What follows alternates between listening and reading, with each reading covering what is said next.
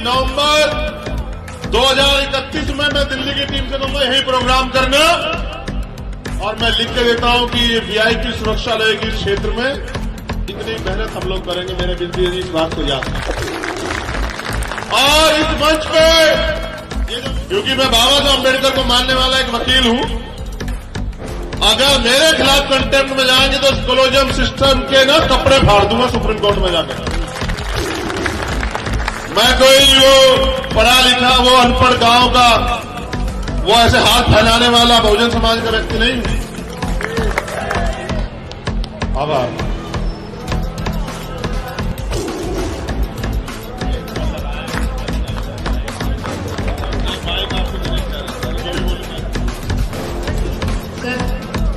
बोलने का तो ऐसा नहीं।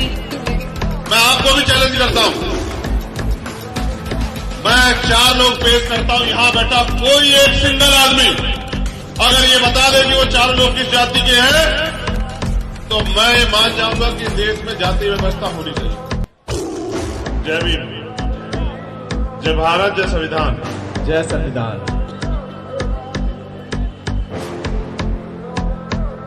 ये कलम युग है, कलयुग नहीं है।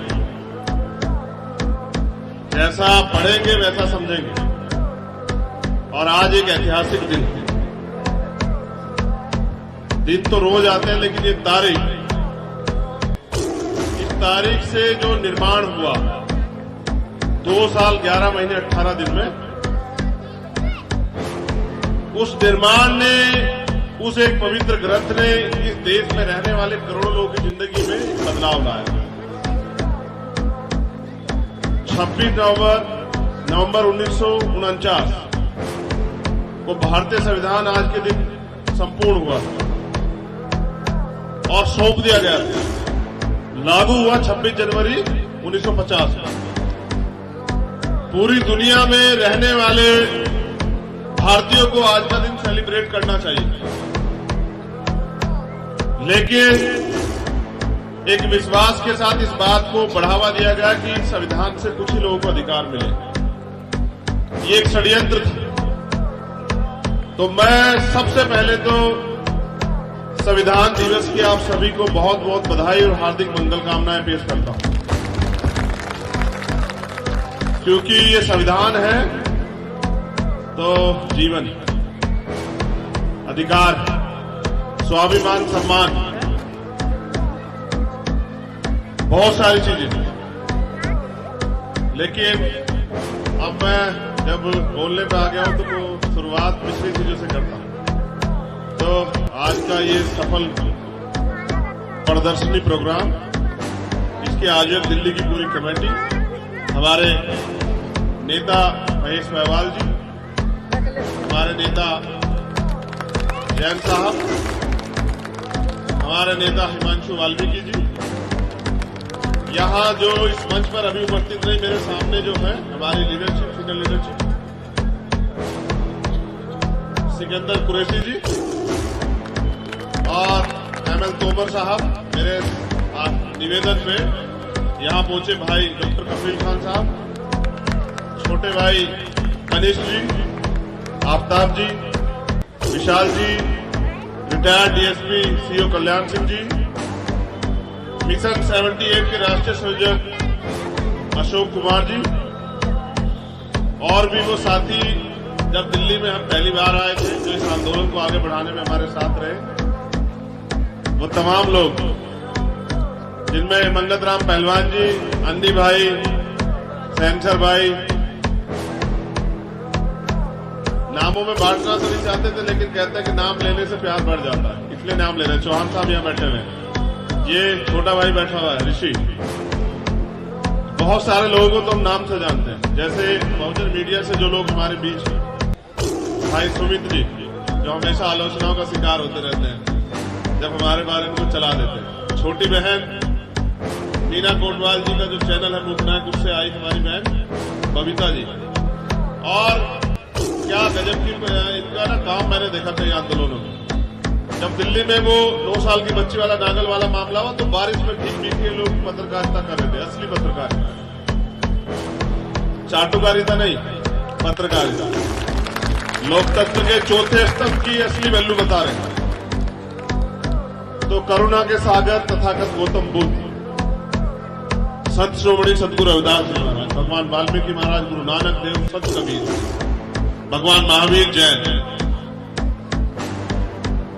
गुरु घासीदास, और भारत में सामाजिक परिवर्तन के जो नायक और नायिकाएं रहे, राष्ट्रपिता ज्योतिबा फूले, मां सावित्रीबाई फूले, मां फातिमा शेख, मां झलकारी बाई, मां जीजाबाई, मां रमाबाई, मां अहिल्याबाई होलकर, मां फूलन देवी, मां उदा देवी पासी, मां अवंतिकाबाई लोधी। मैंने नायिकाओं के नाम, वीरांगनाओं के नाम पहले इसलिए नहीं दिए क्योंकि बाबा साहब अम्बेडकर ये कहते थे कि किसी भी समाज, किसी भी प्रदेश, किसी भी देश में जो तरक्की का पैमाना मैं इस बात से मापता हूं कि उस देश, समाज में रहने वाली महिलाओं की कितनी तरक्की हुई है। इसलिए मातृशक्ति, महिला शक्ति को सबसे पहले याद करना पड़ेगा, क्योंकि वो है तो हम हैं। अगर हमारी मां ना होती तो क्या हम होते क्या? कभी नहीं होते। और वो क्या क्या सहती है उसका अंदाजा पुरुष प्रधान समाज को नहीं है, पुरुषों को तो बिल्कुल नहीं। एक मां के रूप में, एक बहन के रूप में, एक बेटी के रूप में, एक पत्नी के रूप में पूरी जिंदगी वो सिर्फ सेवा करती है। शायद वो कभी अपने लिए जी पाई, शायद कभी उसने अपने खुद के फैसले कभी लिए हो, क्योंकि फैसले लेगी कैसे? जब छोटी होती है तो बाप के हिसाब से चलना पड़ता है, जैसे पिताजी कहते हैं क्या पढ़ना है, नहीं पढ़ना है, कहाँ शादी होनी, ये परिवार तय करेगा। जब बड़ी हो जाती है तो शादी से पहले तो भाई और समाज तय करता है कि ये कहाँ शादी करेगी, क्या पहनेगी, कहाँ जाएगी, रात में जाएगी, दिन में जाएगी, कहाँ घूमेगी। ये समाज और भाई और पिताजी तय करते हैं। फिर जब पिताजी और परिवार की मर्जी से वो शादी कर लेती है तो वो क्या करेगी, पढ़ेगी, लिखेगी, नौकरी करेगी या नहीं करेगी, या हाउसवाइफ रहेगी, या उसके बाद किससे बात करेगी या नहीं करेगी, इसके फैसले करते हैं उनके पति और उनके ससुराल के लोग। फिर एक जीवन का नया पड़ाव, एक नया जन्म होता है जब वो किसी बच्चे को जन्म देती है, और जन्म देने के बाद उस बच्चे को वो पालती है। पहले 9 महीने पेट में रखती है, उस दर्द को, उस बोझ को सहती है, लेकिन वो कभी बोझ नहीं मानती उसको। लेकिन उसके उस जीवन के बाद उस बच्चे के साथ रात रात जागती है, वो उस खुद गीले में पड़ती है, उसको सूखे में पड़ाती है, अपने हिस्से का अपना खून जो है ना उसको पिलाती है, तब वो बच्चा पलता है। लेकिन अजब सी व्यवस्था है भारत की कि जब वो बच्चा बड़ा हो जाता है तो वो उस मां को पूछता है कि तुम है कौन। ये व्यवस्था बड़ी गलत है, नहीं होना चाहिए, नहीं होना चाहिए। महिलाओं को बराबर की आजादी मिलनी चाहिए, क्योंकि उनका भी योगदान इस देश की तरक्की में होना चाहिए। नायिकाओं को याद करने के बाद राष्ट्रपिता ज्योतिबा फूले के बाद छत्रपति साहू जी महाराज, छत्रपति शिवाजी महाराज, पेरियर रामास्वामी नायकर, पेरियर लल्ले यादव, परम पूजनीय विश्वरत्न डॉक्टर बाबा साहब अम्बेडकर, भगवान बिरसा मुंडा, भगवान बिरसा मुंडा के बाद उस संस्कृति को आगे बढ़ाने वाले तात्या भील, बाबू जगदेव प्रसाद कुशवाहा, जननायक कपूरी ठाकुर, मान्यवर दीना भाना वाल्मीकि साहब, मेरे गुरु, मेरे रहबर, मेरे आदर्श मान्यवर साहब श्री काशीराम, संत गाडगे जी महाराज, नारायणा गुरु, इस देश को आजादी दिलाने के लिए बलिदान देने वाले शहीद आजम सरदार भगत सिंह, सरदार उधम सिंह, सरदार करतार सिंह सराबा, वीर अब्दुल हमीद, अशफाकुल्लाह खां, और एक और जिसको इतिहास ने नकार दिया लेकिन नकारा नहीं जा सकता, जिसने इस देश में दक्षिण भारत में महिलाओं को तन ढकने का अधिकार दिया, इस भारत का बब्बर से टीपू सुल्तान उसको भी नकारा नहीं जा सकता। जब आप घर से निकल के दुनिया के इस देश के कोने कोने में पहुंचोगे तो आपको एहसास होगा। अब मैं अपने साथी नेतागणों से प्रयास करूंगा कि वो बैठ जाएं। ये घिरने की आदत जो है ना वो पसंद नहीं है। जिस दिन घिर जाएंगे तो उस दिन समझ लेना तुम्हारा हम भी वैसे हो जाएंगे जैसे दूसरे। अभी मैं महाराष्ट्र गया 3 दिन पहले। महाराष्ट्र जाने के लिए मुझे सूरत एयरपोर्ट उतरना होगा। मैं यहां से खूब गर्म कपड़े पहन के गया। मैंने पूछ लिया था कि मौसम कैसा है, तो उन्होंने कहा कि गर्म। ये मैं भारत का भौगोलिक वो बता रहा हूं आपको। लेकिन जब मैं सूरत पहुंचा और महाराष्ट्र की तरफ बड़ा नंदुरबार और धुलाई जिले के लिए, आप भरोसा करो कि वहां एसी चलाना पड़ा सांस लेने के लिए। ये है भारत। इतना बड़ा है भारत कि जो कपड़े आपने खरीदे हैं सर्दी के लिए कि सर्दी पहनेंगे, अगर आप दूसरे प्रदेश में चले जाते हैं तो वो बेकार हो जाता है। भाषा बदल जाती है, खान पीन बदल जाता है, रंग बदल जाता है। एक कॉन्सेप्ट बड़ा गलत है गोरे काले का। ये हमारे आंदोलन में नहीं होना चाहिए। किसान भी कहते हैं कि भाई काले कानून वापस करो। नहीं, गलत बात। आदमी काले रंग को सबसे ज्यादा पसंद करता है। बाल उसे काले चाहिए, सफेद हो जाते हैं तो डाई कराता घूमता है। जूते उसे काले चाहिए, जैकेट उसे काले चाहिए, मूछे उसे काली चाहिए, कोट उसे काला चाहिए। लेकिन रंग के हिसाब से आप तय नहीं करेंगे। बहुत सारे लोग यहां ऐसे भी जिनका रंग काला। अगर आप काला कहते हैं तो उसको चुभता है, और अगर हम किसी का अपमान कर रहे हैं प्रत्यक्ष हो रहा है प्रत्यक्ष रूप से, तो ये भी गलत है। अपराध अपराध होगा।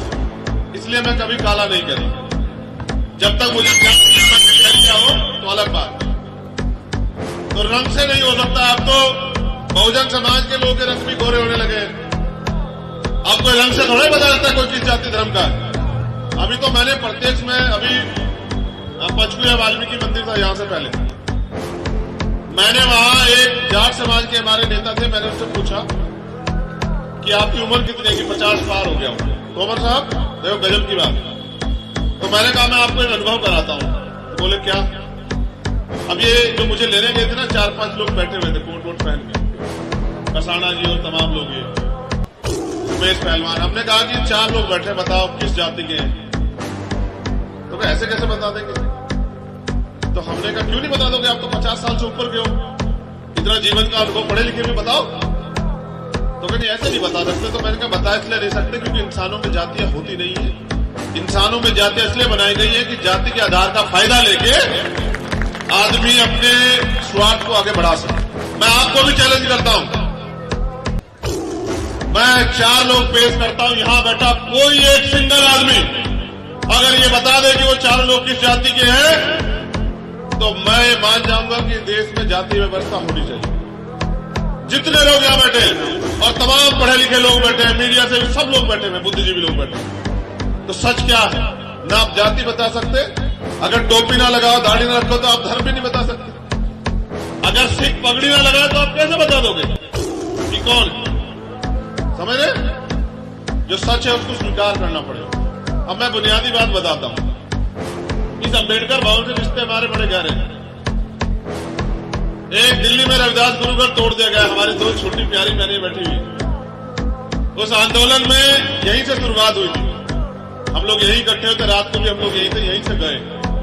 और दिल्ली के इतिहास में वो एक ऐतिहासिक आंदोलन था बहुजन समाज के लोगों का। 5 लाख लोग इकट्ठे हुए थे। फिर तमाम तरह की चीजें हुई और हमें लगा कि भाई हल नहीं निकलेगा, तो हमने तय किया कि चलो मंदिर आज ही बनाएंगे। तो हम सब लोगों को लेकर चल पड़े उधर तुगलकाबाद की तरफ।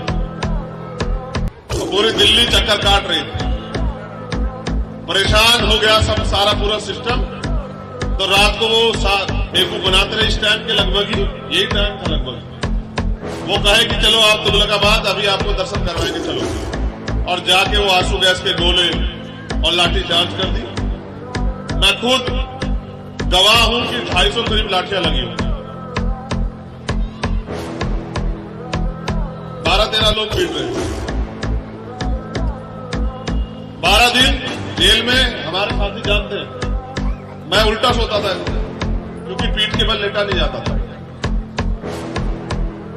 बहुत दर्द था, लेकिन वो सारा दर्द इस देश में जो बहुजन समाज की स्थिति है उससे बहुत हल्का है। वो यहां जो रोज होता है वो बहुत बुरा है।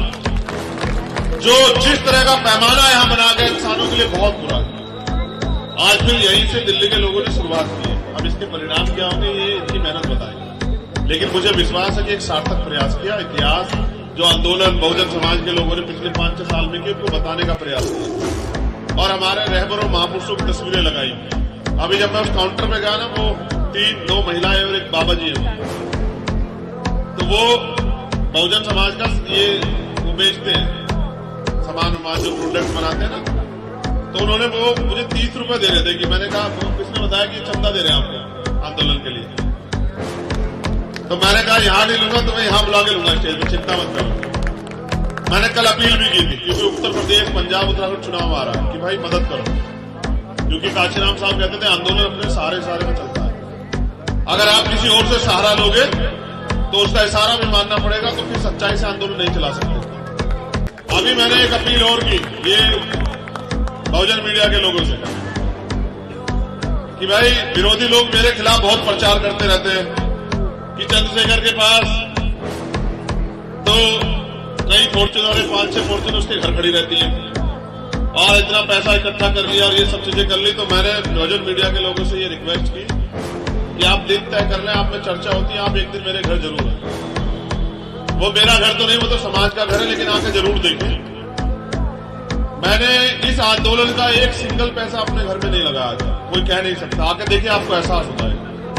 और मैं ये भी पूरी जिम्मेदार से कह रहा हूं कि हाँ, मैं सैकड़ों गाड़ी के काफिले में चलता हूं, लेकिन एक कड़वा सच ये भी है कि मेरे पास सिंगल मेरे पिताजी की दी हुई मोटरसाइकिल है जो आज भी मेरे घर पर, क्योंकि मेरी ईमानदारी, मेरी नीयत और मेरी नीति जो मैंने मान्यवर काशीराम साहब से सीखी, बाबा साहब अम्बेडकर से सीखी, उसने मुझे इतना ताकतवर बनाया कि मुझे हाथ नहीं फैलाना पड़ता किसी के सामने। मेरा समाज मेरे लिए खून की बूंद बूंद देने के लिए तैयार है और ये मिला है मुझे इस ईमानदारी के आंदोलन में घुस। मैं अगर बहुत बड़ा एमपी एमएलए बन जाता तो भी टाइम्स मैगजीन में नाम नहीं आता मेरा। इस आंदोलन ने टाइम्स मैगजीन में मेरा जो है वो नाम इस आंदोलन की वजह से आया। मैं भीम आर्मी के लोगों का कोटि कोटि धन्यवाद करता हूं कि उन्होंने, जिसे इस व्यवस्था ने जातिवाद की वजह से नकार दिया, क्योंकि वो एक स्वर्ण जाति का बच्चा नहीं है, वो एक शेड्यूल कास्ट का, दलित समाज का बेटा है, इसलिए उसको नकार दिया इस देश की मेन स्ट्रीम मीडिया ने, लेकिन उनको सम्मान दिया दुनिया की सबसे प्रतिष्ठित मैगजीन ने और कहा कि अगर भारत में कोई उभरता हुआ नेता है तो वो चंद्रशेखर आजाद है। 137 करोड़ लोगों में से एक व्यक्ति, ये आपकी ताकत है आपके आंदोलन की।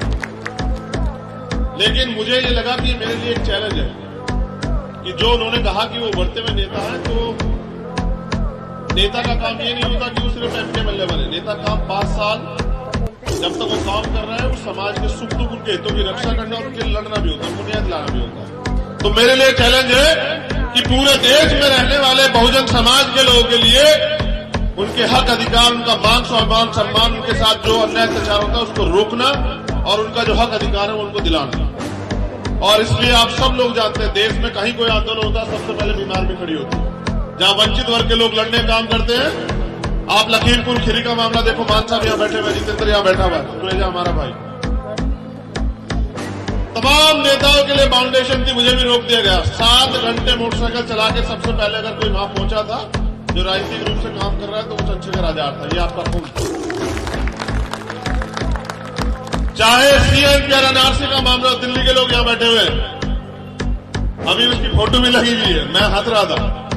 देखो इस देश का मीडिया का चरित्र देखो, राही बाजी 11 बजे चला दिया इन लोगों ने कि चंद्रशेखर अरेस्ट हो गए और मैं वहीं बैठा था। मैंने कहा कि यार मैं तो आजाद हूं, ये कह रहे अरेस्ट हो गए, गिरफ्तार हो गए हैं? हाँ, नाम से भी आजाद है। तो फिर मैंने ट्वीट किया कि नहीं भाई, गिरफ्तार नहीं हो आ रहा। और ये दिल्ली की हाईटेक पुलिस थी, यहाँ के special cell, IB, intelligence, Delhi police, और इनके सामने से आपका भाई जो है ना उस आंदोलन में शामिल भी हुआ और वो आंदोलन जो है इतना ताकतवर था कि पूरी दुनिया में उसमें चर्चा हो। ये है आंदोलन की ताकत। और मैं आपको याद दिला दूं, आजादी भी जो है ना वो सोचने बैठने से और हल्ला मचाने से नहीं मिली, उसके लिए भी आंदोलन हुआ। और आज तो कोई कह देता है कि साहब 2014 के बाद मिली। कमाल है। मतलब देखिए आप 2014 के बाद बताते आजादी मिली, और जिन्होंने अपने बच्चे खोए, जिन्होंने इस आंदोलन में जो बहनें विधवा होगी, जिनकी जो मां जो है ना वो उनकी कोख सूनी हो गई, जिन्होंने अपने भाई खो दिए, जिन्होंने अपने पिता खो दिए, जिन्होंने इस देश की आजादी के लड़ाई के लिए, आजादी के लिए हंसते हंसते फांसी के फंदे कबूल किए, उनकी शहादतों का कितना बड़ा अपमान है। और नेशनल मीडिया पे बैठे कहते हैं लोग तालियां बजाते हैं। ये है इस देश का कल्चर। जो लड़ेगा, मैंने बहुत दिन पहले पढ़ा था कि लड़ाई की शुरुआत करना कठिन है। मैं आपसे भी कह रहा हूं, अपने घर जाके आकलन कीजिए। अगर व्यक्तिगत लड़ाई हो तो हर कोई लड़ लेगा, आपकी और मेरी लड़ाई हो जाए, बाजी आपकी और मेरी लड़ाई हो तो हम लोग लड़ लेंगे, चाहे कितना पैसा खर्च। लेकिन जब सामूहिक लड़ाई होती है, एक समाज की लड़ाई होती है ना, फिर कोई नहीं लड़ता। क्योंकि जो लड़ेगा वही गाली खाएगा, उसको अपमान सहना पड़ेगा, उसको एजेंट कहा जाएगा, उस पर आरोप लगेगा। और इसमें मैं पहला व्यक्ति नहीं हूं। उससे पहले बाबा साहब अम्बेडकर को भी एजेंट कहा जाता था। आप चेक करवा लीजिए, पढ़ लीजिए इतिहास। फिर जब रहबर मान्यवर काशीराम साहब आरपीआई में सुधार नहीं कर पाया और अपने आंदोलन को खड़ा करने लगे कि बाबा साहब का आंदोलन चला था, उनको सीआईए का एजेंट कहा जाता था। हमारी दलितों की राजधानी कहा जाता आगरा, वहां से उन्हें बेइज्जत करके निकाल दिया गया। लेकिन ना उन्होंने ना वो रुके और ना उनका खून रुकेगा जब तक जिंदा इस आंदोलन को चलाऊंगा। कोई फर्क नहीं पड़ता क्या होने वाला है, लेकिन बाबा साहब अम्बेडकर का आंदोलन जिंदा रखे, महापुरुषों का आंदोलन जिंदा रखे। न्याय व्यवस्था क्या है उसका ताजा उदाहरण डॉक्टर कफील खान बैठे में। इन पे एनएसए लगी, इनसे पहले मुझ पे एनएसए लगी। जब मुझे दिल्ली की जामा मस्जिद से गिरफ्तार किया गया तो मुझसे कहा गया, मैंने पूछा मेरा क्राइम क्या है, तो कहा आपने भड़काऊ भाषण दिया। हमने कहा दिखाओ, तो कहा जेल जाओ, उसके बाद जांच होगी, वो तो कोर्ट में तय होगा। तो हमने कहा ये सरकार चाहती है कि हम लड़े ना, तो कोई बात नहीं। लेकिन जब कोर्ट ने पूछा कि बताओ चंद्रशेखर का दोष क्या है, कि भड़काऊ भाषण की सुनाओ, ये वो हम रिकॉर्ड नहीं कर पाए। ऐसे ही डॉक्टर कफील खान निर्दोष होते हुए जेल काटते रहे। डॉक्टर कफील खान एक भाषण के आरोप में मुंबई से अरेस्ट होके, जिसको भड़काऊ भाषण कहा गया, उनको ऊपर एनएसए लगा दी गई। उनके भाई मेरे पास आए और जब हम यहाँ दिल्ली में आंदोलन करें रोस्टर का, तो हमने उनकी आवाज उठाई थी और हमने ये भी वादा किया था कि हम इस आंदोलन को मजबूत करेंगे। आज उस शख्स की नौकरी जो है ना, उसको नौकरी से बर्खास्त कर देंगे, जबकि जांच रिपोर्ट उनके फेवर में है। मैं इस मंच के माध्यम से भाई आपसे वादा करता हूं, आप शुरुआत करो, इस सरकार का गला पकड़ के हिला देंगे, आप चिंता मत करो। कोई ऐसा आंदोलन है जिसमें हम लोग जीते ना हो, चाहे हाथरस का मामला आपको पता है, चाहे अरुण वाल्मीकि का मामला आपको पता है, चाहे नागल का मामला आपको पता है। कोई ऐसा मामला जिसको हम लड़े और जीते ना हो। हम लड़े भी और जीते भी। और आंदोलन की ताकत आपने देखा ना, तानाशाह झुकता है, झुकाने वाला चाहिए, समझ रहे? तानाशाह झुकता है। आंदोलन में इतनी शक्ति है कि तानाशाह झुका और माफी मांगी और ये कहा कि मैं किसान कानून वापस ले रहा हूं। ये है आंदोलन की शक्ति।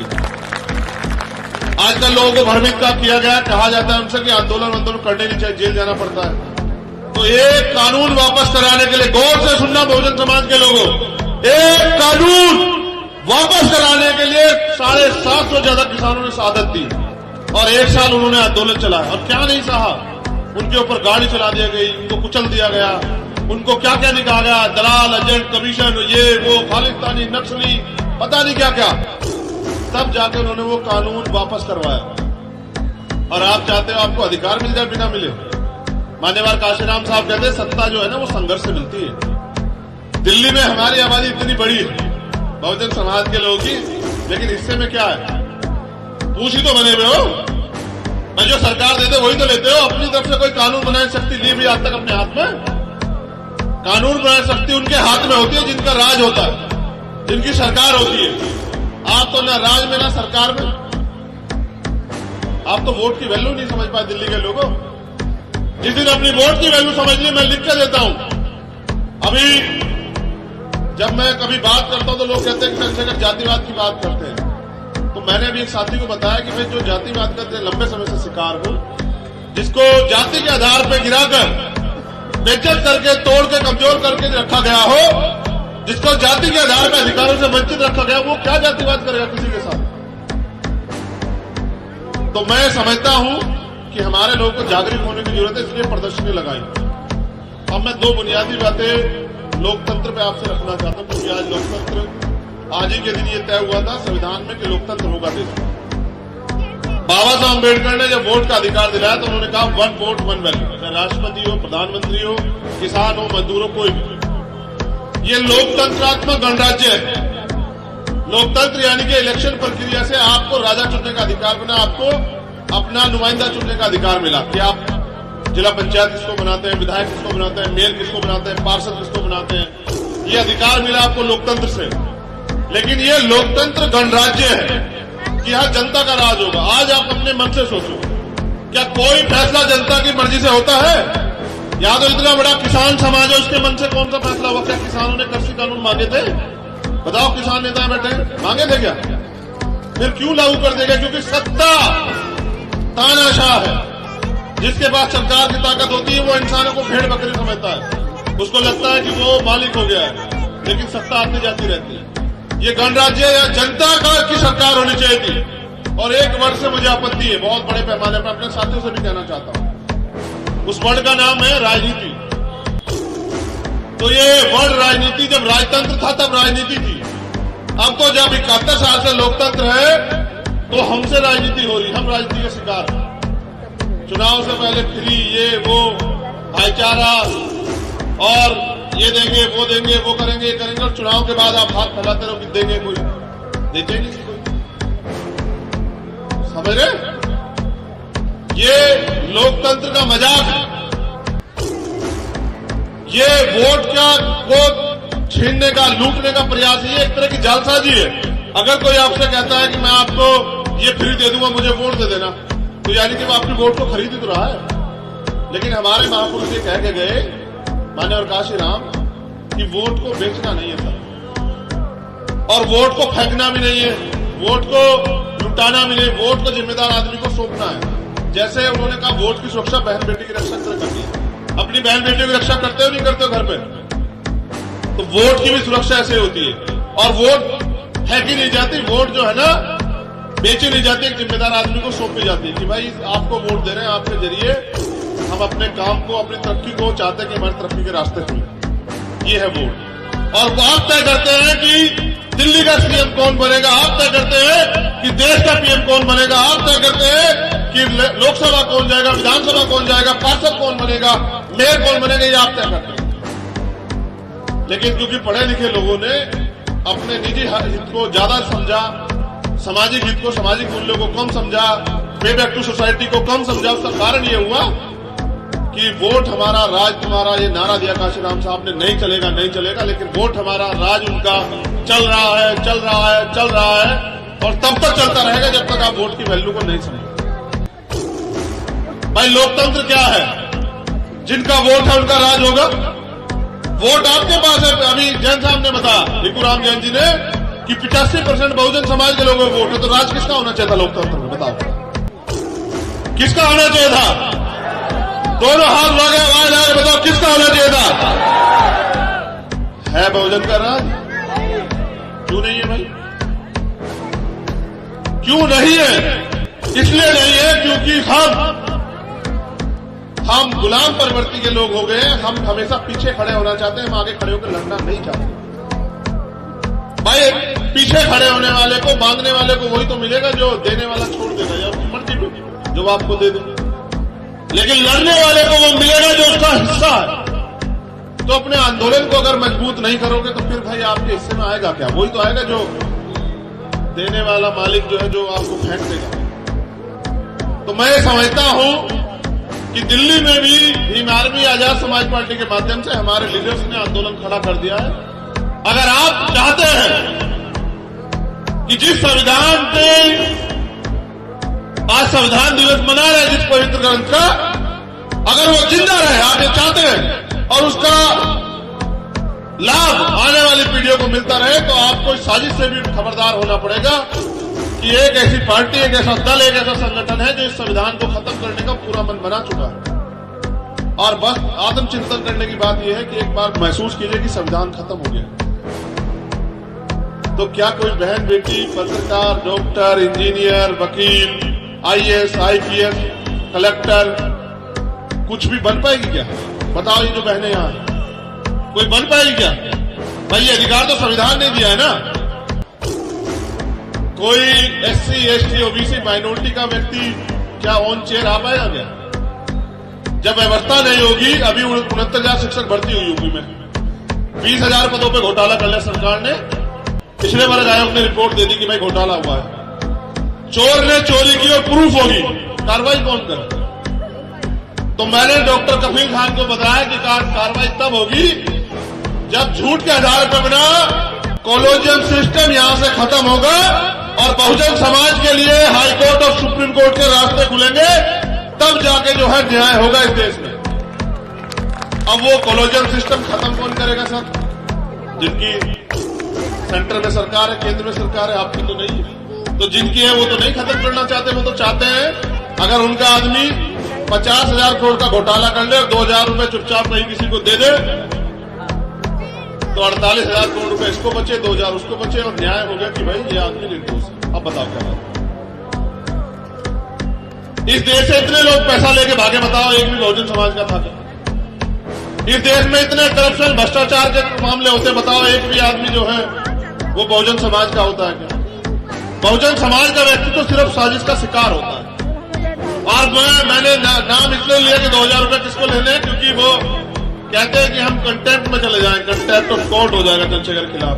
अभी भी प्रयास किया, दिल्ली के वकील साहब गए कि देखो चंद्रशेखर कॉलोजियम सिस्टम को नकार रहे हैं, वो जातिवादी कह रहे हैं जजों को। तो अटॉर्नी जनरल पेश हुए, तो उन्होंने कहा देखो बात तो गलत कह रहे हैं, लेकिन कंटेम्प्ट में नहीं जाएंगे, क्योंकि मैं बाबा साहब अम्बेडकर को मानने वाला एक वकील हूं। अगर मेरे खिलाफ कंटेम्प्ट में जाएंगे तो कॉलोजियम सिस्टम के ना कपड़े फाड़ दूंगा सुप्रीम कोर्ट में जाकर। मैं कोई वो पढ़ा लिखा, वो अनपढ़ गांव का, वो ऐसे हाथ फैलाने वाला बहुजन समाज का व्यक्ति नहीं हूं, जो जिस भाषा में समझता। आज भी मेरे तेवर नहीं बनने राजनीतिक दल के बाद, सेम ऐसे ही जैसे पहले। मैंने थोड़ा सा भाषा सुधार किया है। जो लोग जनता के आवाज उठाने वाले लोग हैं, उनकी भाषा पर उनका संयम होना चाहिए, उनके पढ़े लिखे होने का प्रमाण है। लेकिन मेरा तेवर नहीं बदला। तेवर मेरा आज भी, और जितनी आक्रामकता मेरे अंदर है, अगर उसको देखना चाहते तो एक बार अवसर देके देखो। ऐसे क्या देखना जब सड़क पे मैं किसी के साथ लड़ता फिरूं, किसी का गिरवान पकड़ू, ये कोई आक्रामकता है? ये ताकत थोड़े मिली। जिस परिवर्तन को हम लोग करना चाहते हैं वो तब होगा जब आप एक बार हमें मौका देंगे। और इधर आपने मौका दिया, आपने राजनीतिक शक्ति हमें दी, फिर हम बताएंगे कि दिल्ली दिल्ली नहीं होगा, दिल्ली देश का दिल हो जाएगा।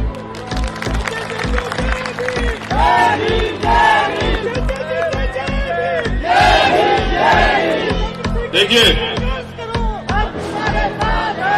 अरे सर,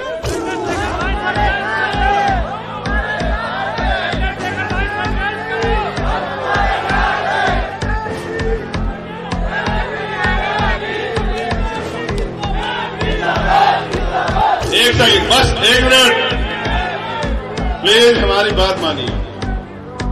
अरे होने तो ये बताओ, एक दिन बताओ जिस दिन आपने हमें संघर्ष करते ना देखा हो, बस एक दिन बताओ। आप कह रहे हो कि संघर्ष करो, एक दिन बताओ जब से आपने हमें जाना।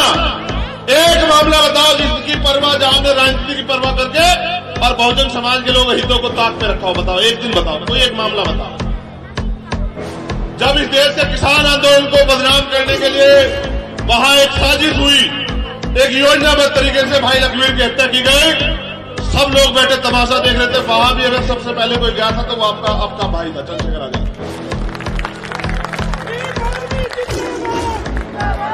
क्यों? क्योंकि भाई मैं समझता हूं पूरे देश में रहने वाले बहुजन समाज के लोगों के प्रति हमारी जिम्मेदारी है, एक एक आदमी के विश्वास पे हमें खरे उतरना, और हम पे जिम्मेदारी है आने वाले कल की अपनी पीढ़ियों की, इस देश की, कि जहां इतनी संघर्ष से आजादी मिली थी, अगर वो आजादी दोबारा गुलामी में बदल जाएगी तो हमारे होने का फायदा क्या है? फिर हमें क्या बल है? तो हम लोग प्रयास करेंगे। मैं आपसे दिल्ली के इस ऐतिहासिक स्थल पे जहां बाबा साहब अम्बेडकर का एक स्टैचू उधर को ऐसे उंगली करे हुए खड़ा हुआ है, ये बिल्कुल मेरी तरह से, जब मैं पार्लियामेंट की तरफ, सामने पार्लियामेंट है, ठीक, बहुत अच्छी बात है। हम दिल्ली को कम जानते हैं, दिल्ली आने की तैयारी कर रही है। ये एक शख्सियत जिनके स्टैचू को भी लोग तोड़ के अपने आप को ताकतवर समझते हैं, कमाल की बात है। मैं पूरी जिम्मेदारी से कह रहा हूं कि अगर इस देश में कोई सबसे बड़ा राष्ट्रभक्त था तो वो डॉक्टर बाबा साहब अम्बेडकर। जिस दिन विरोधियों ने भी डॉक्टर बाबा साहब अम्बेडकर को पढ़ लिया, मैं लिख कर देता हूं कि वो भी बाबा साहब डॉक्टर अम्बेडकर के फैन हो जाएंगे। उनकी राष्ट्रभक्ति पे कोई शक नहीं कर सकता है। जो शक करता है वो उनको जानता ही नहीं, क्योंकि उन्होंने उनको पढ़ा नहीं। उनकी वॉल्यूम पढ़िए तो आपको पता लगेगा बाबा साहब अम्बेडकर क्या चाहते थे और कितने अथक प्रयास संघर्ष से एक वंचित वर्ग के बेटे के तन पे ये कपड़े आए। इसको पढ़िए सर, जानिए, क्योंकि जो आज आपको नौकरी रोजगार अवसर मिला है ना, वो बहुत आसानी से नहीं मिला है। जो आपको बहुत आसानी से सिर्फ पढ़ने से मिल गया है, वो बहुजन समाज के महापुरुषों के अथक प्रयासों से मिला है। वो प्रतिनिधित्व आपको अथक प्रयासों से मिला। अगर वो अथक प्रयासों से मिला है तो आपकी भी कुछ जिम्मेदारी बनती है कि आप पे बैक टू सोसाइटी को जिंदा करें। आप आने वाली पीढ़ियों के लिए रास्ते खोल के जाएं। तो जैसा मैं बता रहा था, ये स्टैच्यू और ये उंगली जो पार्लियामेंट की तरफ इशारा करती है, मैं जब महाराष्ट्र में गया तो मैंने कहा कि वो कहे कि अम्बेडकर पुतले पे चलना है। हमने कहा वहां क्या करना है कि माल्यार्पण करना है। हमने कहा तुम पुतला क्यों कहते हो, स्टैच्यू क्यों नहीं कहते? तो कहेंगे स्टैच्यू कहेंगे तो लोग जान ही नहीं पाएंगे, पुतले को सब लोग जानते हैं। समझ रहे? आप देखिए कि वो कल भी बाबा साहब अम्बेडकर से डरते थे, वो आज भी बाबा साहब अम्बेडकर से डरते हैं। वो उनकी विचारधारा से डरते हैं, क्योंकि जिस दिन बाबा साहब अम्बेडकर की विचारधारा, मानव कल्याण की विचारधारा इस देश में लागू होगी, आप देखना ये देश फिर सोने की चिड़िया बन जाएगा। और जैसा मैं अपनी गाड़ी को विराम देते आपको कहना चाहता हूं, एक शख्सियत का नाम छूट गया था, डॉक्टर एपीजे अब्दुल कलाम साहब। इनका भी बड़ा योगदान है। जैसा मैं आपको कह रहा था कि लोकतंत्र इसलिए बनाया गया था कि अंतिम व्यक्ति तक को पूरा सिस्टम बनाया कि किस तरह से योजना बना के सेंटर से स्टेट से डिस्ट्रिक्ट से ग्राम पंचायत तक किस तरह से योजना बना के अंतिम व्यक्ति को भी सुविधाएं दी जाए, उसको भी हक अधिकार दिया जाए। इसलिए लोकतंत्र बना था। लेकिन इस लोकतंत्र में जो सरकार की जिम्मेदारी बैठती है, पहले तो समझिए कि बजट, जिस बजट से योजनाएं बनती है वो बजट क्या होता है? वो बजट होता है उस स्टेट का सरकारी प्राकृतिक जो रिसोर्स है और जो टैक्स उस प्रदेश की जनता देती है। आप है मालिक। जानिए लोकतंत्र में आप मालिक है। कैसे? आप एक कलम से लेके एक जूते, जो भी आप सामान खरीदते हैं सब पे टैक्स जाता है। आप पेट्रोल खरीदते हैं, डीजल खरीदते हैं, ऑयल खरीदते हैं, माचिस खरीदते हैं, सब चीजों पर टैक्स है। ये टैक्स का पैसा गवर्नमेंट के खाते में जाता है। उस टैक्स के पैसे से बजट बनता है। प्राकृतिक रिसोर्स, सरकारी ये रिसोर्स और बजट, इससे टैक्स बनता है। उस बजट से योजनाएं बनती है। यानी कि हमारे पैसे से, जो हमारा पैसा सरकार के पास जाए, सरकार फिर हमारे लिए योजना बनाती है। लेकिन आज क्या है, बेवकूफ ये बनाया जाता है कि सरकार आपको ये दे रही है, फलानी पे, इस पे गैस पे सब्सिडी दे रही है, पेट्रोल पे सब्सिडी दे रही है, आपको घर बना के दे रही है, योजना के तहत आपको शौचालय बना के दे रही है।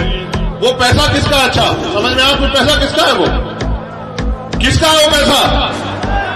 हमारा। अगर मैं, आपने मुझे कुछ दिया, जैसे पाजी ने मेरे को 100 रुपए दिए, लो पाजी ये 100 रुपए रखो और हमारे लिए योजना बनाओ, और मैंने इनको 50 रुपए लौटा दिए, तो मैंने इन पे एहसान किया या इनका 50 रुपए रख लिया है?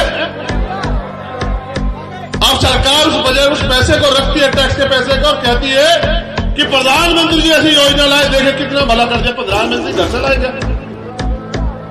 प्रधानमंत्री जी कोई कारोबार है क्या? कोई अपने बिजनेस से पैसे निकाल के दे रहे हैं प्रधानमंत्री जी, मुख्यमंत्री जी? वो पैसा तो हमारा ही है ना। प्रधानमंत्री जी 8,000 करोड़ के जहाज में चलते हैं, वो किसका पैसा है सर? क्या वो भारतीय जनता पार्टी का पैसा है? जो प्रधानमंत्री जी की रैलियां होती है उसमें जो पैसा खर्च होता है वो किसका पैसा है?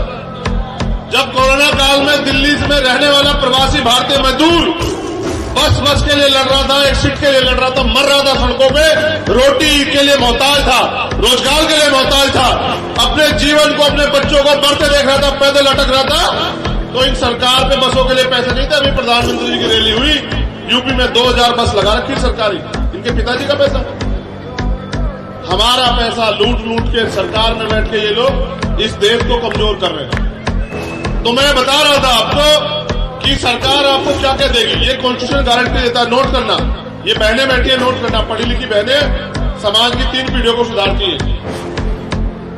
अंतिम व्यक्ति के लिए रोटी, कपड़ा, मकान, उसके लिए अच्छी चिकित्सा, अच्छी शिक्षा, उसके लिए रोजगार, उसके न्याय, इसकी गारंटी जो है ना क्या देता है भारतीय संविधान। भारतीय संविधान में प्रावधान है कि यह अंतिम व्यक्ति को मिलना ही चाहिए, हर व्यक्ति को। मैंने सोचा, मैं एक रैली देख रहा था आज, तो वहां समय समय में ऐसे पर्चे पे सो रहे थे कि चुप हो जाओ चुप हो जाओ। मैंने सोचा कि तुम लोग भी ऐसा ही कर रहे हो मेरे साथ, लेकिन तुमने ऐसा नहीं किया, धन्यवाद। तो वो 7 चीजों की गारंटी सरकार आपको देती है। ये लोकतंत्र, लोकतंत्र में जनता मालिक होती है, जिसको आप चुनते हैं वो आपका नौकर होता है, आपका नुमाइंदा होता है, आपके काम को करने वाला व्यक्ति होता है, वो मालिक नहीं होता। लेकिन अब ये लोकतंत्र नहीं है। तो जैसा मैंने कहा कि राजतंत्र है ये, और यहाँ राजनीति एक वर्ड है कि भाई राजनीति हो रही है, राजनीति हो रही है, तो राजनीति का तो शिकार हम लोग हो ही रहे हैं। राजनीति का मतलब है राज करने की नीति, चाहे वो झूठ बोल के हो, बेवकूफ बना के हो, ठगी करके हो, धोखा देके, वोट को छीन के हो, लूट के हो, दंगे करा के हो, हत्या करा के हो, ये होती है राजनीति। लेकिन ये लोकतंत्र, यहां होना चाहिए था लोकनीति, यहां होना चाहिए था जननीति, कि जिसकी भी सरकार आएगी वो लोक कल्याण में काम करेगी। लेकिन हम आज तक राजनीति का शिकार हो रहे हैं, इसलिए क्योंकि समय बहुत हो गया है और इतनी देर कोई किसी का भाषण नहीं सुनता। आप तो मुझसे ज्यादा प्यार करते हैं जो चुपचाप बैठे सुन रहे हैं, अदरवाइज सर्दी भी हो रही है। लेकिन मैं पूरी ईमानदारी से आपसे कह रहा हूं, 3 तारीख को मेरा जन्मदिन, मैंने अपील की कि भाई जो अनावश्यक खर्चा आप मेरे जन्मदिन पे देश में करोगे, कहीं केक काटोगे, कहीं माला वो करोगे, कहीं कुछ करोगे, कहीं पटाखे छुटाओगे, वो अनावश्यक खर्चा आप ना करते हुए, क्योंकि हम वंचित वर्ग के लोग हैं जिनपे सुविधाएं संसाधन कम है, उनको अपने आंदोलन को आगे बढ़ाने के लिए मदद की जरूरत होती है। तो पार्टी का अकाउंट नंबर मैंने आपको दिया, आप सब लोग उसमें मदद करना। एक बार काशीराम साहब से पूछा गया कि भाई आपका पास फंड कहां से आता है, तो उन्होंने कहा मैं जिस समाज को बिलोंग करता हूं ना, एक मिनट खड़े जाओ, बहुजन समाज से जिससे बिलोंग करता हूं उसकी आबादी इतनी है, अगर वो एक टाइम का खाना छोड़ के वो मदद मुझे कर दे, 17 रुपए के लगभग उस समय खाने की कीमत बैठती है एक टाइम के, तो मैं अगले 5 चुनाव लोकसभा के उसी पैसे से लड़ा दूंगा। मैं ऐसे वर्ग से आता हूं, बहुजन समाज से, तो मैं कभी विरोधी के सामने घुटने नहीं टेकूंगा। और मैं पूरी हिम्मत से कह रहा हूं, आप सब लोगों के सामने, आप समाज के लोग गवाह हैं, मैं गर्दन मेरी कट तो सकती है लेकिन ये झुकेगी नहीं कभी। इस आंदोलन में मुझे गोली तो लग सकती है, लेकिन मैं आपके विश्वास को टूटने दूंगा, क्योंकि बहुत धोखा हुआ है।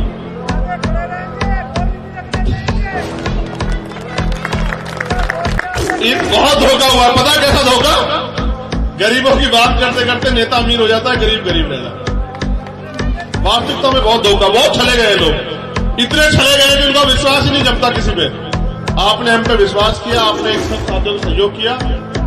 मैं पूर्ण संकल्प के साथ कहता हूं कि 10 साल के अंदर, आज का दिन आप नोट कर लें, 26 नवंबर 2021, 26 नवंबर 2031 में मैं दिल्ली की टीम से कहूंगा यही प्रोग्राम करना, और मैं लिख के देता हूं कि वीआईपी सुरक्षा रहेगी इस क्षेत्र में, इतनी मेहनत हम लोग करेंगे। मेरे बिल्कुल इस बात को याद है।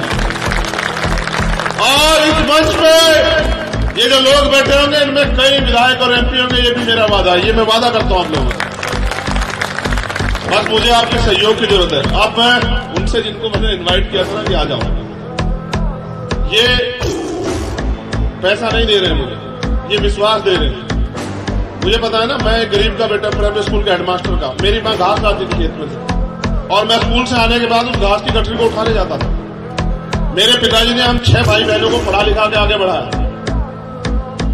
मैं जानता हूं पैसे की कीमत। 100 रुपए की मजदूरी करने के लिए मजदूर जो है ना, यहां से पसीना चूता था। हमने 100 रुपए की मजदूरी, 80 रुपए की मजदूरी देखी है, हमने तो की है मजदूरी, पढ़ते हुए फैक्ट्री में काम किया, हमने तो दर्द देखा है।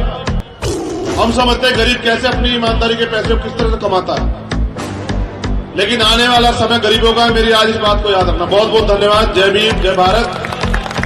एक कागज और दिया था हिमांशु जी ने, भीम आर्मी स्टूडेंट फेडरेशन इन दिल्ली से जो लोग काम कर रहे हैं उनका बहुत बहुत धन्यवाद, और दीना माना कर्मचारी फेडरेशन का बहुत बहुत धन्यवाद।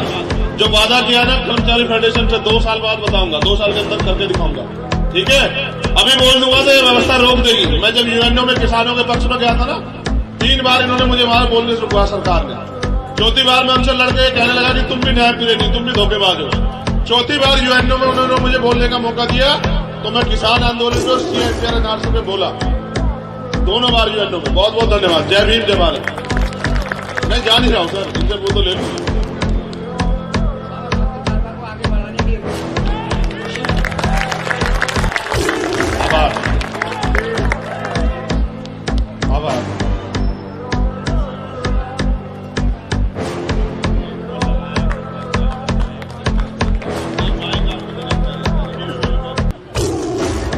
सर बोलने का तो ऐसा नहीं है, लेकिन फिर भी आप लोगों के सामने खड़ी होकर बाबा साहब जय भीम नमो बुद्धाय। मैं अलीगढ़ से आत्मवाणी क्षेत्र से हूँ, स्टॉल लगाती हूँ बाबा साहब की बुक बेचने की। और सर मैं 100 रुपये समाज के लिए काम करती हूँ।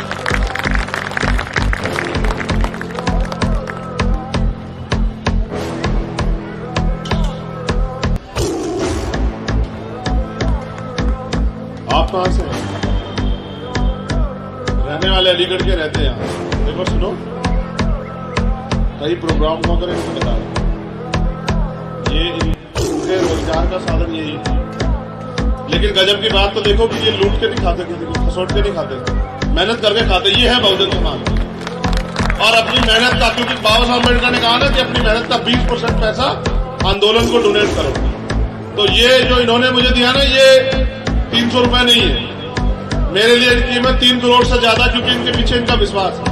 मैं इसको निभाऊंगा। बहुत बहुत धन्यवाद। आज का समय तो आपके आराम का था। इस व्यवस्था ने अभी ये दिन नहीं लाया, अगले 10 साल में हम लाएंगे कि मेरी माँ बहनें जो है ना वो काम नहीं करेंगी, और काम करेंगी तो वो अधिकारी कर्मचारी बनकर काम करेंगे। ऐसे उनको रोटी रोटी के लिए परेशान नहीं होना पड़ेगा। मेरा वचन है आप लोगों को। जय भीम, जय भारत। आपके आंदोलन में काम आएगा।